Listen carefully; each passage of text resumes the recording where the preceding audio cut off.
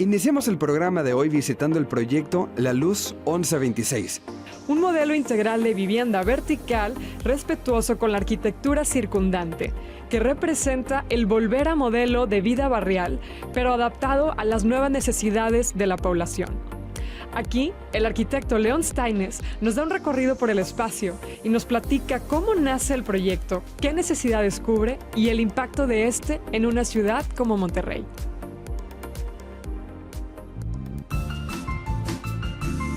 Bueno, pues ya estamos en los interiores, aquí en el zaguán del proyecto La Luz 1126. Conmigo está el arquitecto León Staines, uno de los co-creadores de este proyecto. Y antes de empezar a platicar todos los temas que ya tenemos en mente, me gustaría, si nos invitas, si nos permites, dar un recorrido por este maravilloso proyecto. Encantado, Lorraine. Vamos.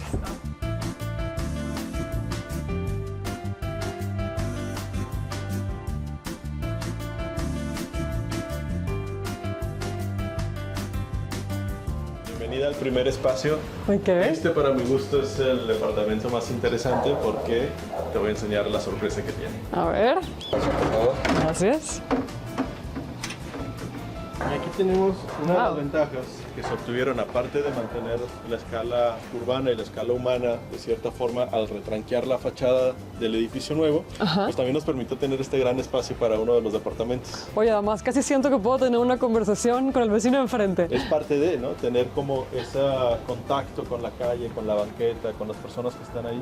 Una de las cosas que ganamos con este retranqueo, además de este gran espacio en este lugar, es el contacto con la calle, como bien lo mencionabas hace un momento, ¿no? Esta idea de conectar con la gente que va pasando, que hemos perdido por cómo hemos hecho las ciudades. Claro, y poder restaurar un poco de esta vida barrial, de conocer el nombre de tus vecinos de un lado, de otro, de enfrente, saber un poco qué es lo que está sucediendo en la calle, incluso si alguien necesita nuestra ayuda, por estar a la mano, ¿no?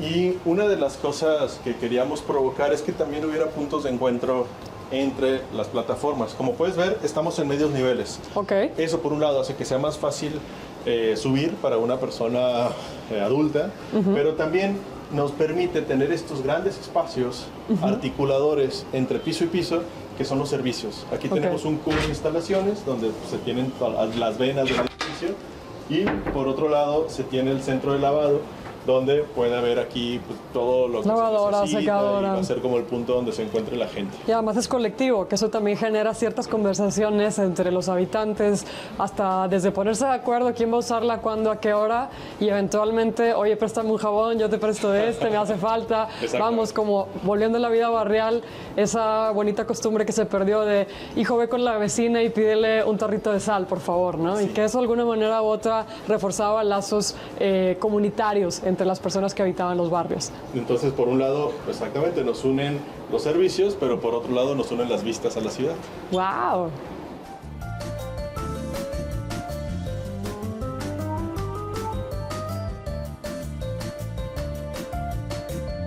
Aquí estamos en la primera terraza, vamos a pasar a la segunda. Como te había mencionado, el mismo edificio nos fue dando pistas de hacia dónde debíamos ir creciendo. Como queríamos generar el menor impacto visual para el peatón, una de las cosas que recurrimos fue a este retranqueo y a este crecimiento paulatino de la ciudad. Y bueno, lo que nos ha dado es tener dos grandes terrazas con vistas 360 a toda la ciudad. Wow, pues además digo, qué lástima que hoy está nublado, pero por este lado tenemos el Cerro de la Silla, por allá tenemos la M, toda la zona de Chipinque, por allá tenemos las Mitras, el Cerro de las Mitras, por allá el Topo, y algo que es difícil de ignorar y que además da un poco la identidad del nombre de este proyecto, es esa cúpula maravillosa que está por ahí. ¿Qué nos puedes platicar, León, al respecto? Exactamente, esa es la Iglesia de la Luz, que le da nombre no solo al barrio, sino a la Plaza de la Luz. Y bueno, pues nosotros recuperando esa memoria histórica que tiene este barrio, decidimos nombrar esta obra La Luz 1126. Genial. Qué interesante, qué bello, qué privilegio. Es un privilegio que cada vez se tiene menos en la ciudad, poder tener esta vista 360 de todo lo que hace a Monterrey. Y de nuevo es una forma de recuperar más espacios de encuentro, más espacios de convivencia a partir del uso de la quinta fachada.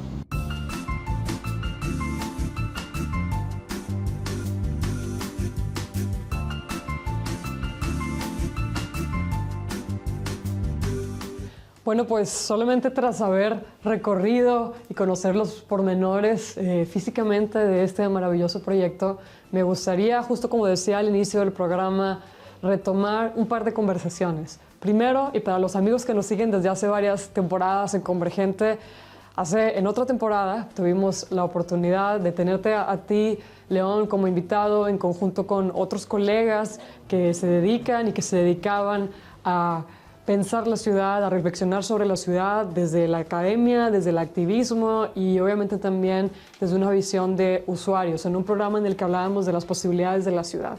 Aquella vez teníamos como invitados a Rosy Morales, teníamos a Eduardo Quintanilla, que en paz descanse, gran activista por las banquetas.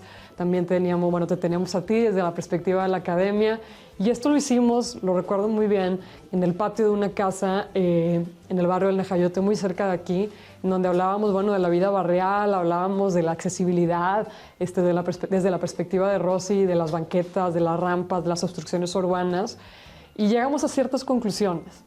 Pero ahora, varias temporadas después, varios años después además, y una pandemia de por medio, que ha cambiado muchísimo la dinámica, los retos, han cambiado los planes de desarrollo también.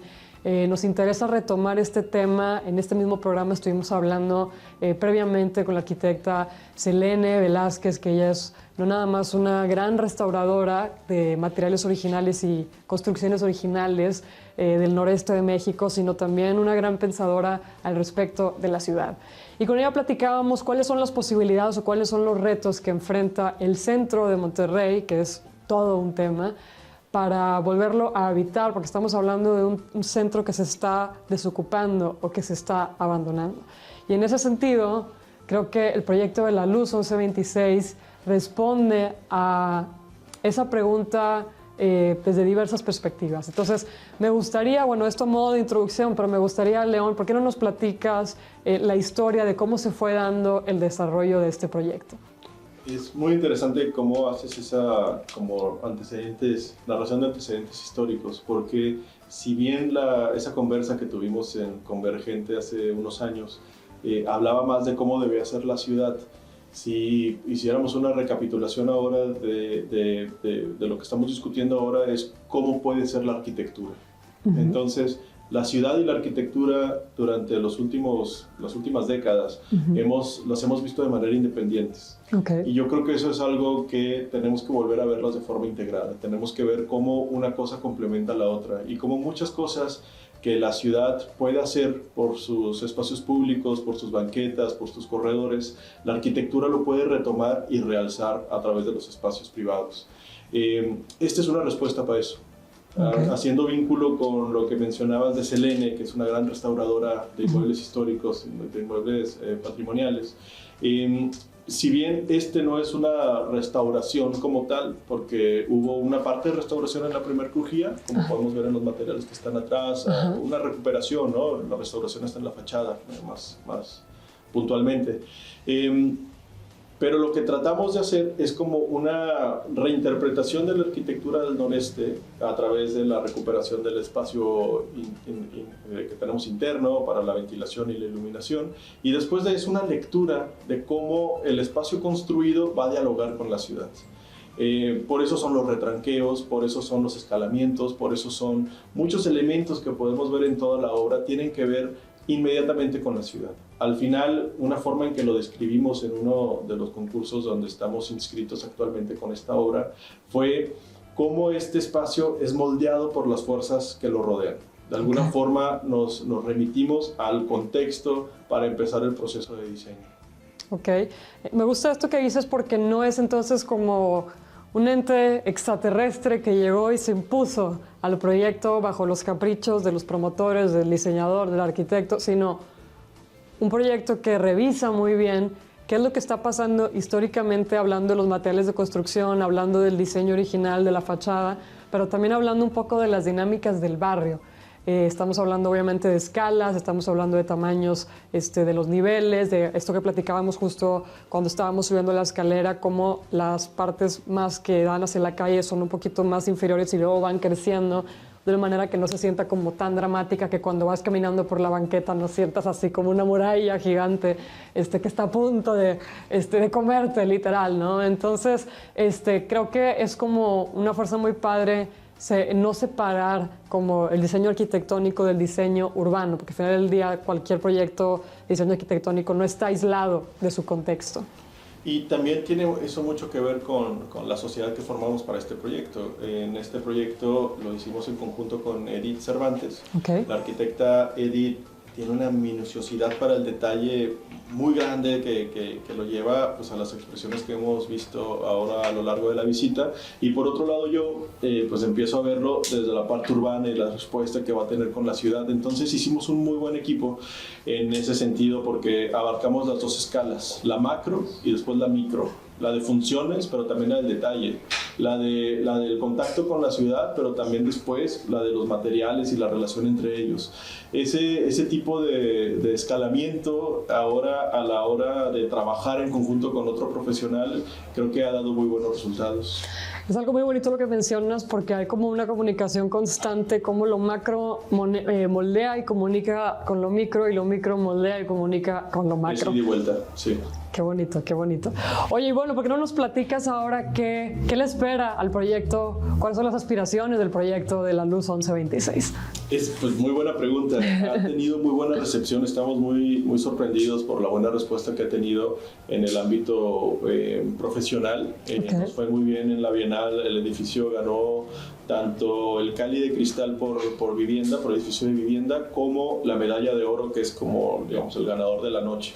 Entonces eso pues, nos ha puesto en el mapa, ha venido muchos estudiantes a ver el trabajo, recibimos visitantes internacionales que vienen y visitan el espacio y los damos recorridos, por lo menos uno a la semana en promedio, lo cual significa mucho trabajo, pero también es una responsabilidad porque realmente creemos que esto puede ser una respuesta en escala a lo que necesitan los barrios. Es verdad que las ciudades necesitan densificarse, los centros de las ciudades necesitan densificarse. El centro de Monterrey en 1985 llegó a albergar hasta 115,000 habitantes. Okay. Ahora vivimos menos de 24,000. Wow. Entonces, estamos hablando de que sí son espacios que podrían tener más vivienda, podrían tener más gente habitándola, pero no con estas megatorres que se están haciendo en todos los lugares. Sí podemos pensar en que hay escalas y hay barrios que necesitan tener otro dimensionamiento para empezar a reconvertirse a las necesidades actuales. Y creemos que este edificio representa las necesidades de un barrio, donde tenemos una callecita de un carril, donde no tenemos la gran infraestructura para movilidad. Este tipo de escalas funciona bien.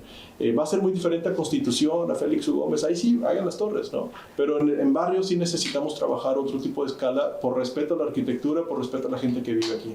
Y por respeto también a la misma vibra del barrio, ¿no? Que obviamente pues entre más alta la torre es más gente, es más ruido, es más todo, ¿no? Y en un barrio más pequeño, más íntimo puede ser bastante violento hacer una intervención de esa escala, ¿no? Totalmente. Y si nos remitimos a los ejemplos de densificación internacionales, en Barcelona, que es de las ciudades más densas de toda Europa, no son más de 6 niveles. Hay un par de torres a las afueras, pero el grueso de la ciudad de Barcelona no son más de 6 niveles y logran esa densificación adecuada. Creemos que aquí se puede hacer también en los barrios una escala mucho más pequeña y después mandar los edificios a las orillas, a las avenidas, donde pueda verlos, ¿no? Pero entonces en este concierto en el que estamos hablando ahora de que hay una necesidad de densificar, nosotros lo que estamos poniendo sobre la mesa es cómo densificar en ciertas áreas y creemos que esa discusión es sumamente valiosa. Bueno, además creo que también es muy importante para todos los amigos que nos están viendo en casa y yo los felicito a ustedes por apostarle a este proyecto bastante innovador y sin precedentes, al menos aquí en la zona del centro de Monterrey, porque eso no nada más, ahora que mencionas que hay al menos una visita a la semana y que son visitas de estudiantes que van a ser los próximos planeadores de ciudad y y van a ser también las próximas personas que necesiten una habitación, un hogar dentro de la ciudad, que puedan, en un ejemplo factible, no solo en la literatura de los libros o en las pláticas de allá en otro lugar del planeta, sino aquí en Monterrey, cómo hay cómo hay proyectos factibles que respetan nuestra historia, que respetan los materiales originales sin afectar la escala y que pueden resignificar el centro, redensificarlo y obviamente pues también dar una opción de vivienda para que regresen las nuevas generaciones al centro y no se vayan cada vez más y más y más a las orillas de la ciudad, lo cual trae muchas repercusiones ecológicas. Y al tráfico y a las horas que dedicamos en el transporte público. Es decir, sí, tiene muchas repercusiones. Creemos que el centro puede volver a ser ese lugar vibrante, lleno de gente, lleno de actividades, que ya lo es, pero se puede potenciar con esta ocupación que inmediatamente pues, genera lo que hablábamos al principio, estos ojos a la calle, esta idea de espacios seguros que no necesariamente se logran con policías armados, ¿no? Estos espacios seguros se pueden generar con peatones, con gente utilizando el espacio público y entender que las calles también son parte de este espacio público. Y entonces que los primeros espacios de los edificios permitan tener este tipo de usos. Aquí va a ser una cafetería, pero en otro puede ser una lavandería, en otro puede ser una guardería, puede ser muchísimos otros usos que de alguna manera refuerzan esa idea de contacto con la calle, contacto con el vecino y pues que nos volvamos a conocer y reconocer. Genial, genial, León. Wow, pues podemos seguir platicando horas y horas. Pero yo quisiera que nos compartieras a las personas que nos están viendo en casa, que les interesen estos temas, que quisieran conocer o seguir enterándose de más novedades del proyecto de la Luz 1126, pero que también pudieran seguir el trabajo tuyo, el trabajo de Edith, el trabajo de las personas que provocaron este proyecto, para que nos enteremos de otros proyectos que por ahí ya sé que se está cocinando otro caso aquí mismo en el centro y que va a ser propiciado por ustedes. ¿Dónde puede la gente, a través de redes sociales, dónde puede la gente seguirlos de cerca para aprender más, para hacer alguna pregunta que quieran hacerles directamente? No sé si nos puedas compartir redes sociales o qué canales de comunicación. Sí, con mucho gusto. El de Edith es Edith Architecture, así lo encuentran en Instagram. El mío me pueden buscar como urbanista y ahí también publicamos cosas que tienen que ver con ciudad. Con reflexiones urbanas, ¿ok? Y ya por último, ¿qué mensaje le darías a las personas que nos están viendo en casa en esta edición de Convergente? Pues el mensaje sería cómo podemos cada quien desde nuestro ámbito de competencia a propiciar una mejor ciudad. Creo que es muy diversa las opciones que tenemos cada una desde nuestros propios espacios, nuestros propios entrenamientos y recursos, propiciar mejores ciudades a través de la arquitectura, pero también a través de otro tipo de esferas. Entonces, encontrar la manera en que dentro de nuestra esfera podamos aportar nuestro granito de arena es súper importante. Creo que ese es el mensaje que querría dar. Nosotros lo encontramos con este edificio, nosotros lo encontramos a través de la arquitectura, pero para eso tuvo que haber una inversora, tuvo que haber alguien que puso el recurso, encontrar esos recursos que cada uno de nosotros tenemos para hacer una mejor urbe, para hacer un mejor Monterrey. Y una mejor ciudad y por ende mejores ciudadanos. Exactamente. Eso, pues amigos de Convergente, gracias por acompañarnos en una edición más. Quédense con nosotros porque seguiremos hablando de este y otros temas que nos dan identidad.